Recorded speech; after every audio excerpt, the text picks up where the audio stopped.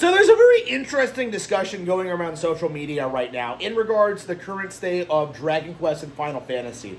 A lot of boomers are coming out and acknowledging that, like, DQ is not as popular as it used to be in Japan. Kids today are not really all that enthusiastic about the brand. They don't really care about it. They don't know anything about it. They don't care. Okay. And the narrative right now is this idea that, like, oh yeah, it's because, like, dev cycles are too long, and it's because of this or that. People are, like, really underestimating, like, the real cause of it. And the thing that really needs to be spelled out to people is that for kids, Pokemon is the dominant RPG franchise worldwide. Okay, it's not just Japanese children. It's, like, all over the world. People are growing up with Pokemon specifically and not Dragon Quest. They're not playing Digimon. They're not playing Yokai Watch. They're growing up with Pokemon specifically. There may be times where they play other games. Some Japanese kids, I'm sure, still play Dragon Quest. But, like, by and large, when it comes to, like, the general cultural zeitgeist, when it comes to the franchise that consistently comes out, like, every 3 years, that's reasonably high quality, that keeps people engaged, that offers hundreds of hours of content, like, Pokemon is the dominant force in that industry. And that is the very interesting thing that the industry is sidestepping when talking about this. Like, the reason Dragon Quest is falling off hard in Japan is because it has gotten so thoroughly modded by Pokemon. What does Dragon Quest do better than Pokemon? Like, you can argue it has, like, better... It takes itself more seriously, or that, like, it has that sense of adventure, it has that tone, that art style. But, like, in a lot of ways, the love for Dragon Quest is kind of rooted in nostalgia in that sense. Like, it's not like Pokemon, which is constantly, like, reinventing itself and, like, constantly innovating and doing new things. Like, Dragon Quest in a lot of ways is kind of stuck in the 80s. And considering, like, how degenerate our current society is, that's actually a very good thing, right? Dragon Quest definitely hasn't had, like, a fall off of quality the way Final Fantasy has, but at the same time, it hasn't really innovated or grown either. When you look at, like, Dragon Quest attempts at, like, trying to modernize and try to do new things, it's always just like, oh yeah, we have to copy Minecraft. Yeah, we have to take advantage of the motion controls, bro. We have to do this. Like, when you look at, like, what Pokemon does in comparison, they actually did so much more to come up with, like, iconic designs, to build their brand, to appeal to kids, and they've kept that momentum going for 30 years. Like, at this point, Pokemon has stayed relevant longer than Dragon Quest has, and that is very, very interesting to see. That's very, very impressive. But, like, what's equally insane is just how so few people really want to acknowledge it.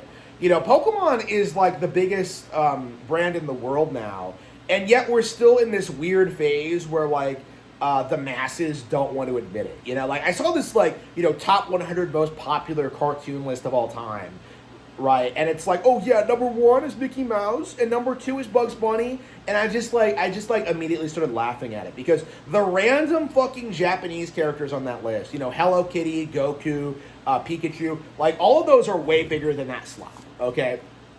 Like, again, we're in this weird, like, cultural rot stage where boomers just don't want to admit that kids are way more invested in Naruto than Fred Flintstone, okay? Like, people don't want to admit that, like, Naruto is based, and that, like, he goes on this adventure and, like, grows and develops as a person, makes friends, fights evil, like, gets married and starts a family, base, traditional red pill, versus, like, the woke, subversive Fred Flintstone. The idea that, like, oh yeah, my wife doesn't want me to go out bowling. Oh, we have to sneak out. Like, it is garbage, okay? It is straight up ridiculous.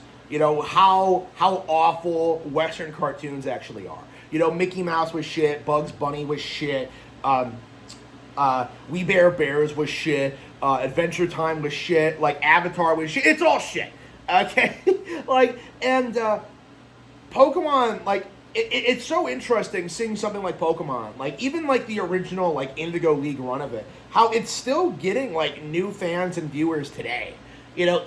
It's been a meme for a while now that kids are watching anime as opposed to, like, Western shows. And I've begun to realize that, like, a lot of them are going back and watching like old runs of Pokemon. It's very easy to do to just randomly just pick up a Pokemon series, whether it's like Battle Frontier or Indigo or like even something like Journeys, like, and just like watching it and getting into it and then like moving on. It's like it's so interesting how these older Pokemon series are still so hugely popular today. And meanwhile, like, nobody watches Flintstones. Nobody's watching, like, nobody cares about this older boomer crap. Okay, it's like it's just so the difference in quality is just so striking and so insane that it's just like it's kind of remarkable, honestly. But what's equally remarkable is just how so few people want to acknowledge it. Because that would mean acknowledging that Nintendo has won, that the Pokemon Company has won, that like they're bigger than Dragon Quest, they're bigger than fucking Ultima, they're bigger than D&D, and there's just this weird like cultural resistance to the idea. Because that would be admitting that their woke subversive bullshit that has been in place since the 60s has completely and utterly collapsed. Like, that's the reality behind this. Like, that's the issue that these Westerners are having when it comes to going up against Japanese media. Like, if you take away the fact that, like, characters like Mickey Mouse have been around forever, like, these characters have no cultural relevancy at all. Like, Superman has no cultural relevancy. Like, most people can't even name, like, a single Superman story. Most people, like, well, who are the bad guys in Superman? Like, most people can name Lex Luthor, but nobody else. Like, even figures like Doomsday and, like, General Zod aren't even, like, that relevant. Like, who even are, like, Zod's, like, associates in the movie, like Superman 2? Like, who remembers their names? Like, that's how irrelevant the Superman mythos actually is. How irrelevant Star Wars is. Who can remember, like, anything that's happened, in the prequels even. Like, there are so many, like, obvious,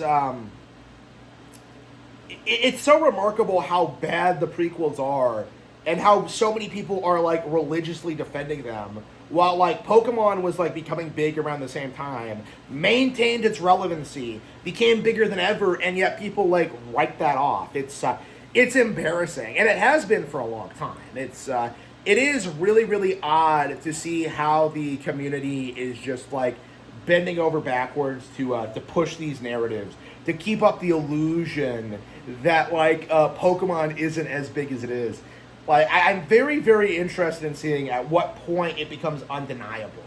And honestly, at this point, like, it feels like it just isn't going to happen. Like, the industry is going to do everything it possibly can to keep up the illusion that Pokemon is falling off, that Dragon Quest is becoming irrelevant due to completely unforeseen factors that have nothing to do with its competition. And they just aren't willing to face the truth that Nintendo destroyed their primary competition. This is the end result of abandoning Nintendo and developing your titles as PlayStation exclusives.